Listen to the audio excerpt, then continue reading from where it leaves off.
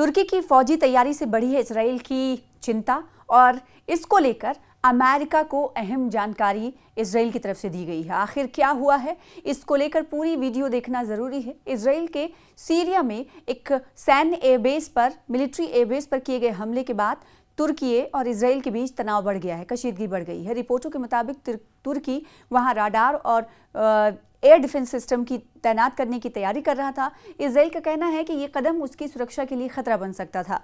तुर्की की सीमा के नज़दीक सीरिया की एक एयरफील्ड पर इसराइल ने हाल ही में हमला किया, जिसके बाद तुर्की और इसराइल में तनाव बढ़ गया है।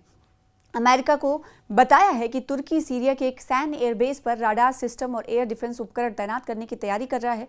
इसराइल के सरकारी टीवी चैनल के न्यूज़ की रिपोर्ट के मुताबिक इजरायली सुरक्षा अधिकारियों ने वॉशिंगटन से कहा है कि तुर्की का ये कदम क्षेत्र में ताकत के संतुलन को काफ़ी हद तक बदल सकता है। मामले से जुड़े सूत्रों ने चैनल को बताया है कि इसराइल ने तुर्की की संभावित तैनाती के लिए कोई समय सीमा नहीं बताई है। हालांकि उन्होंने उत्तर पश्चिमी सीरिया में स्थित अबू अल दुहूर सैन्य हवाई अड्डे को संभावित स्थान बताया। इसी एयरबेस पर मंगल को इजरायली वायुसेना ने हमला किया था। मंगल के रोज इन हमलों के बाद तुर्की और इसराइल के बीच तनाव बढ़ गया है। सीरिया के लिए अमेरिकी विशेष दूत टॉम बैरक ने कहा है कि इसराइल ने हमले से पहले अमेरिका को इसकी जानकारी नहीं दी थी।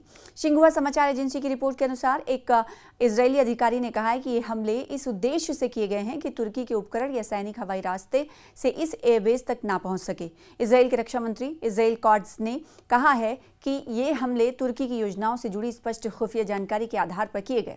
उनके मुताबिक तुर्की ऐसे कदम उठाने की तैयारी कर रहा था जो इसराइल की सुरक्षा के लिए खतरा बन सकते थे। उन्होंने ये भी कहा कि हमले से पहले सीरिया को कूटनीतिक स्तर पर चेतावनी दी गई थी।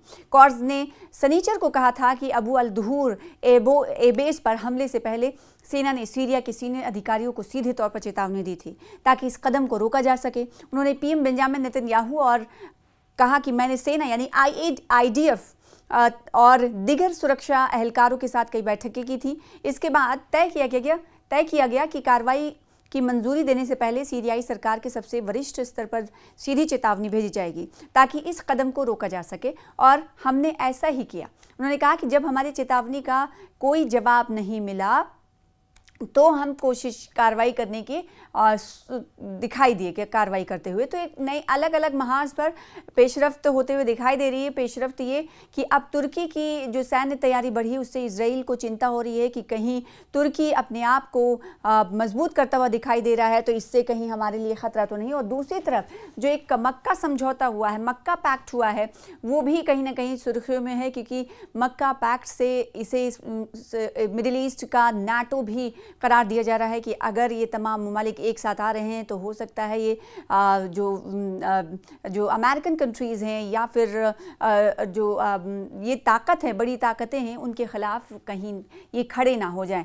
तो ये आलमी सतह पर कहीं ना कहीं ये जो तैयारी की जा रही है, या फिर यूँ कहें जो जानकारों का ये मानना है कि हो सकता है कि मुआहदा जो हुआ है, डिफेंस डील जो हुई है 3 कंट्रीज़ के बीच, जिसमें तुर्की शामिल है और पाकिस्तान शामिल है और सऊदी शामिल है, तीनों ने एक डिफेंस पैक्ट किया है। इसका मतलब ये कि किसी एक मुल्क के खिलाफ अगर कोई हमला, किसी एक मुल्क पर अगर कोई हमला करता है तो वो हमला इन तीनों कंट्रीज़ के खिलाफ माना जाएगा, और अगर किसी एक कंट्री के ऊपर हमला किया गया है तो दोनों ये कंट्रीज़ जो हैं उसका साथ देंगे। लेकिन इस ज़िम्न में इस बात को वाज़े नहीं किया गया है कि किस तरह की सपोर्ट इन तीनों ममालिक को अब एक दूसरे को देनी है। इसकी बहुत ज़्यादा तफसीलात मीडिया में अभी तक नहीं आ पाई हैं, लेकिन इतना ज़रूर है कि इसे जानकारों की तरफ से ये कहा जाने लगा है कि ये बहुत बड़ा समझौता हो सकता है, और हो सकता है आने वाले दिनों में कई और देश इस पैक्ट या फिर अप्रत्यक्ष रूप से इससे जुड़ें। और दूसरी तरफ आपने वो खबर भी सुनी होगी जब कि ईरान को भी इस पैक्ट में जुड़ने की खबर के हवाले से जानकारी मिली थी, तो कहीं ना कहीं ये कहा जा रहा था कि ईरान भी इस पैक्ट का हिस्सा बन सकता है, या फिर हम ये कह रहे हैं कि इस डिफेंस डील का ईरान भी हिस्सा बन सकता है।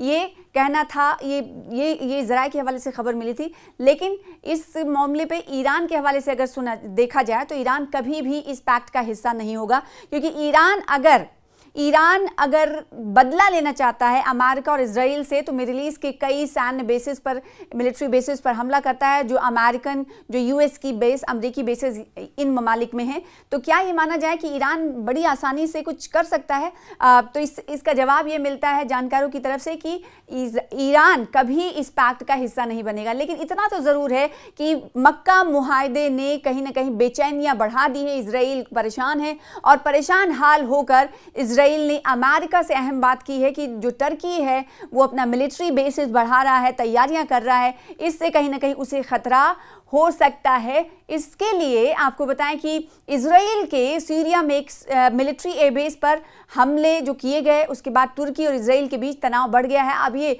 तुर्की जो है सोच रहा है कि आने वाले दिनों में कहीं ना कहीं, अब देखिए अगर तुर्की को इजराइल निशाना बना रहा है तो अब इसका मतलब ये है कि वो पाकिस्तान के खिलाफ भी माना जा रहा है हमला, वो सऊदी अरब के खिलाफ भी हमला माना जा रहा है। तो आने वाले दिनों में देखना होगा कि जब इजराइल और तुर्की के खिलाफ इस तरह की कशीदगी बढ़ रही तो इन दोनों ममालिक की तरफ से क्या कुछ किया जाता है, ये देखने वाली बात होगी। अमेरिका से जंग के दरमियान ईरान को मिला इतना बड़ा गैस का जखीरा कि जानकर ट्रंप हो गए परेशान। सही सुन रहे हैं आप, अमेरिका के साथ जारी जंग और सख्त पाबंदियों के दरमियान ईरान को एनर्जी, तवानाई के महाज पर बड़ी कामयाबी मिली है। ईरान ने मुल्क के जुनूबी फारस सूबे में कुदरती गैस का एक वसी जखीरा दरियाफ्त करने का दावा किया है। ईरान के वजीर तेल मोहसिन पाकनेजाद के मुताबिक नए गैस फील्ड में 7.5 ट्रिलियन क्यूबिक फीट से ज्यादा कुदरती गैस मौजूद है। इसमें से तकरीबन 5.7 ट्रिलियन क्यूबिक फीट गैस निकाली जा सकती है। इससे पहले भी ईरान के पास तकरीबन 34 ट्रिलियन क्यूबिक मीटर गैस का जखीरा है। रूस के बाद ईरान गैस के जखायर के मामले में दूसरे नंबर पर है।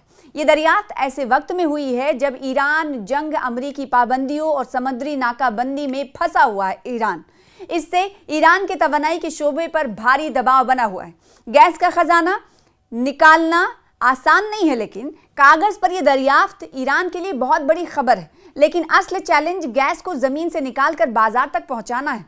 लेकिन फिर भी इस खबर ने ईरान को मजबूती दी। इसके लिए ईरान को बड़ी सरमायाकारी, जदीद टेक्नोलॉजी और नए बुनियादी ढांचे की जरूरत तो होगी।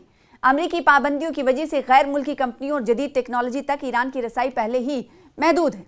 ईरान के पास तकरीबन 34 ट्रिलियन क्यूबिक मीटर मुसद्दिका गैस के ज़खायर हैं, इस मामले में वो रूस के बाद दुनिया में दूसरे मकाम पर है, जैसे कि अब से कुछ देर पहले हमने आपको बताया। लेकिन हैरत की बात यह है कि इतना बड़ा जखीरा होने के बावजूद ईरान खुद ही अपनी ज़्यादातर गैस इस्तेमाल कर लेता है। मुल्क में कई बार गैस की किल्लत, बिजली की कटौती और सनतों में रुकावट जैसी मुश्किलात सामने आती रहीं। इजराइल और अमेरिका ने 28 फरवरी को ईरान के खिलाफ मुश्तरका फौजी कार्रवाई शुरू की थी। इसके बाद ईरान के तवानाई के बुनियादी ढांचे पर भी असर पड़ा था और ये असर ना सिर्फ ईरान पर पड़ा बल्कि पूरे आलमी पूरी दुनिया इससे मुतासिर होती हुई दिखाई दी, क्योंकि सप्लाई चेन जो है वो एक पूरी दुनिया को इसके दबाव में लेकर आई। और मौजूदा वक्त में जो ईरान को लेकर ये खबर मिल रही है कि इतना बड़ा तवानाई का जखीरा दरियाफ्त किया गया है, जैसा कि दावा ईरान ने किया है, तो इस दावे से इनहराफ नहीं किया जा सकता।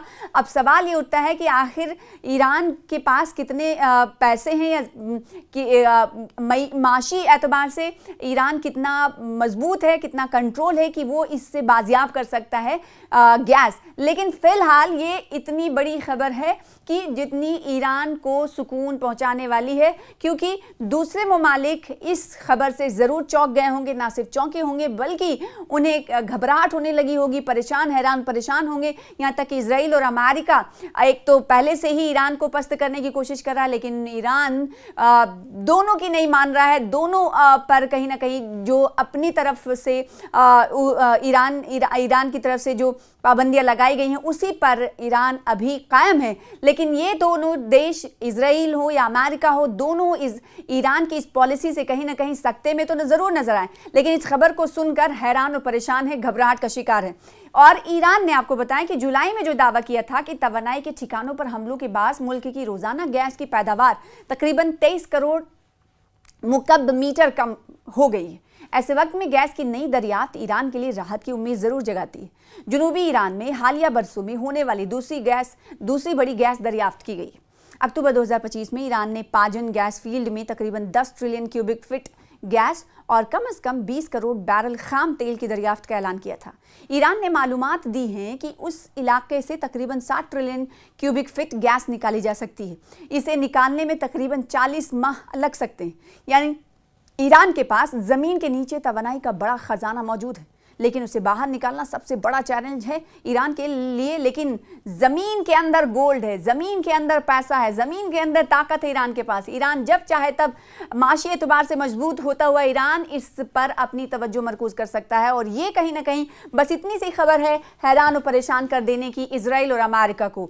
अमेरिका के साथ जारी जंग और सख्त पाबंदियों के दरमियान ईरान को तवानाई के महाज पर बड़ी कामयाबी मिली है। ईरान ने मुल्क के जनूबी फारस में सूबे में कुदरती गैस का एक वसी ज़ख़ीरा दरियाफ्त करने का दावा किया है। और ईरान के वजीर तेल मोहसिन पाकनेजाद के मुताबिक ये बताया गया कि 7.5 ट्रिलियन क्यूबिक फीट से ज़्यादा कुदरती गैस मौजूद है। तो कहीं ना कहीं ये खबर ईरान को मजबूती देती है और दूसरे ममालिक को टेंशन में डालती है।